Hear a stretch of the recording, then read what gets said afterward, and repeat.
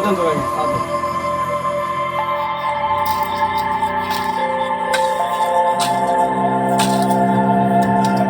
आवाज दे।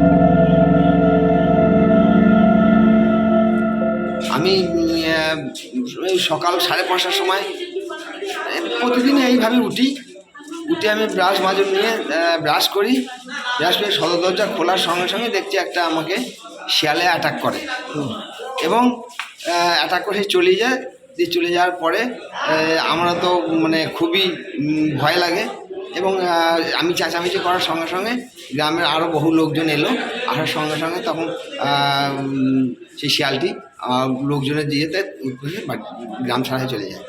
এরকম ধরনের আমি শুধু নয় এই আমার এই ঘটনাটার ফলে আমার গ্রামের লোক প্লাস আশপাশ বাচ্চা কাচ্চা বৌঝি যারা আছে তারাও প্রচণ্ড আতঙ্কিত যে আমরা এরকম করলে বেরোবো কী করবো জীবন যেমন আমাদের ওখানে মানে প্রচণ্ডই শিয়ালের উৎপাত।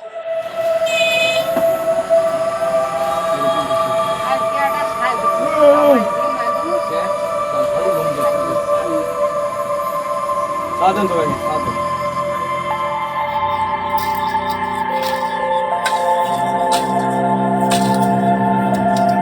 आवाज दे।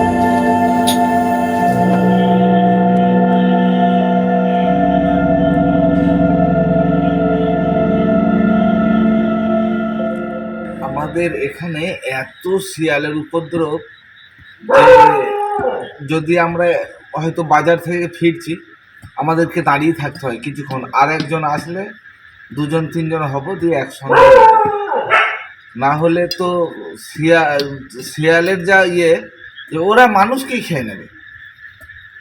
আর একটু সন্ধ্যে নামলেই এরা গ্রামের ভেতর ঢুকে যাচ্ছে, লোকের গরু, কারোর ছাগল, হাঁস, মুরগি এসব টেনে টেনে নিয়ে চলে যাচ্ছে। এটা নিয়ে আপনারা কোনো প্রতিকার করছেন? আমরা ওই সন্ধ্যেবেলায় হয়তো একবার ছেলেরা সবাই মিলে একবার তাড়াতাড়ি করছে, কিন্তু তাতে আর কি হয়, তাতে করে তো। এই শিয়ালগুলো থাকছে কোথায় দিনে? এই আমাদের এখানে একটা গোরস্থান আছে, সেই গোরস্থানের মধ্যে থাকে।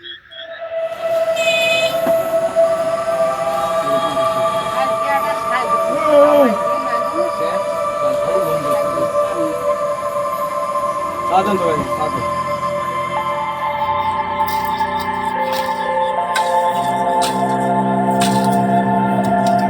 आवाज दे।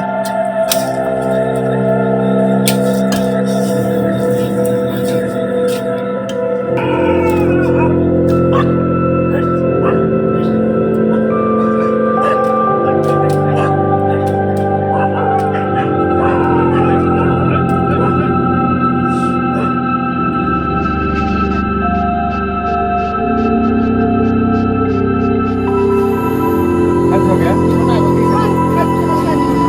पाँच में खाइए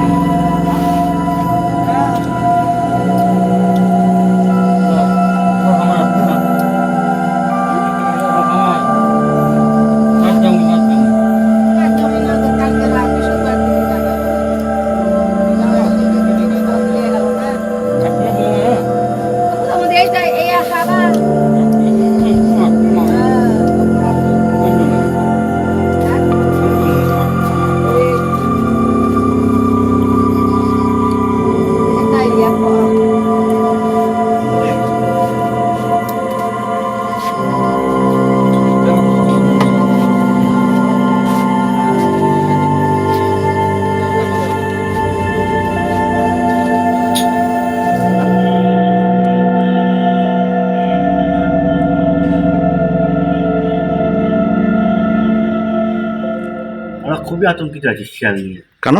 কারণ শিয়াল সন্ধে হলেই 6-7টা শিয়াল একসঙ্গে বেরিয়ে পড়ছে এবং অনেকজনকে কামড়েছে এবং অনেকজনকে তাড়াও করেছে এবং গ্রামের ভেতর ঢুকে পড়ছে, ঢুকে গিয়ে ছাগল, গরু, হাঁস এদেরকে কামড়ে দিচ্ছে এবং দিনের বেলাতেও মাঠে ঘাটে যদি ছাগল বেরিয়ে পড়ে সেখান থেকে টেনে নিয়ে চলে যাচ্ছে ছাগল। এখন কি চাইছেন? যদি প্রশাসন কিছু সুরাহা করে দেয় তাহলে সুবিধা হয় আমাদের।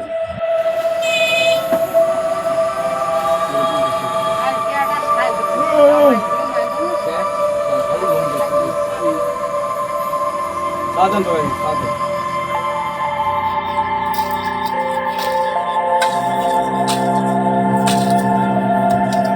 आवाज दे।